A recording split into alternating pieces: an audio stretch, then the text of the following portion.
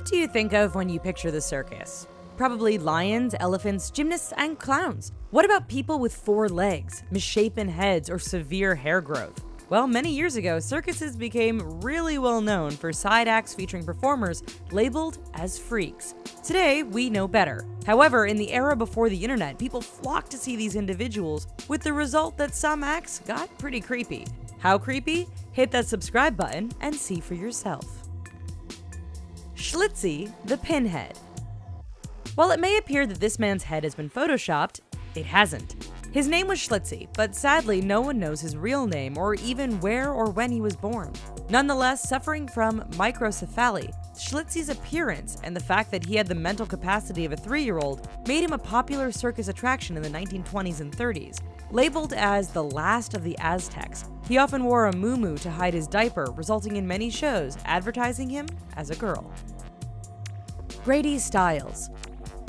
Well, today we better understand ectrodactyly, a condition where the toes and fingers are fused together. In the mid-20th century, those afflicted were viewed as freaks. Enter GRADY STILES. Dubbed Lobster Boy, Styles' appearance and the fact that he had to crawl to get around made him a favorite in circus freak shows. However, don't feel too bad because it turns out he wasn't a very nice guy. Styles was an alcoholic and abusive. He even shot and killed his daughter's fiancé on their wedding day. In 1992, it all ended when he was murdered by a hitman.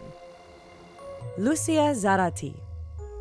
Looking at this picture, you might think it's simply a 19th century girl and her doll. Nope, that doll is a real person. Her name is LUCIA ZARATE, and she suffered from a very rare form of dwarfism.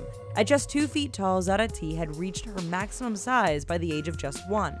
Later in her life, after attracting the attention of showmen, ZARATE began to travel with the circus, amazing spectators with her tiny size. Unfortunately, while touring the United States in 1890, her circus train became stranded in the Sierra Nevada mountains, and ZARATE died from hypothermia.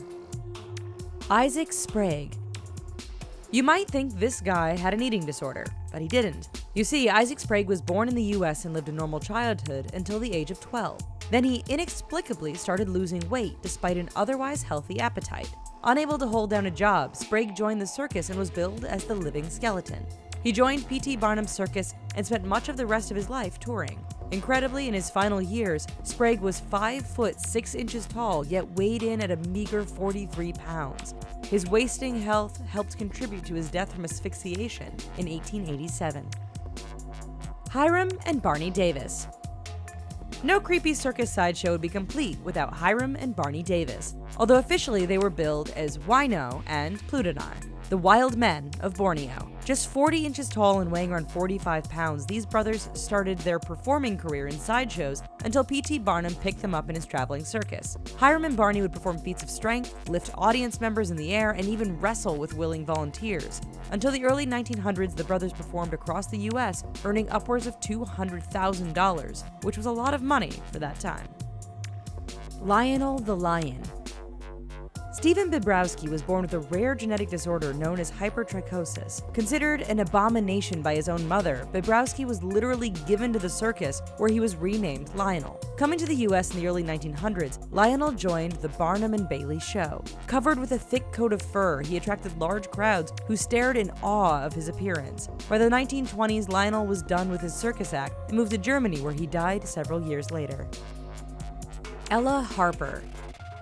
While we don't know a lot about her, Ella Harper suffered from a condition where her knees bent in the opposite direction. As a result, she preferred to walk on all fours, which led some to call her the Camel Girl. In 1886, she was the star of the Nickel Plate Circus and often appeared with a camel in tow in order to emphasize her quality. Still, she reportedly made $200 a week, which was very good money at the time. In fact, it was enough money that she could leave the circus and pursue a normal life until her death in 1921. Prince Randian.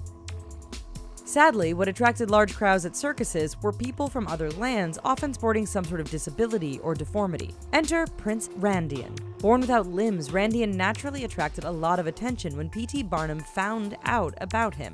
Often wearing a one-piece garment, he would move around the stage like a snake to the amazement of onlookers. Sadly, we don't know his real name, only that he was born in Guyana and died shortly after a performance in New York in 1934.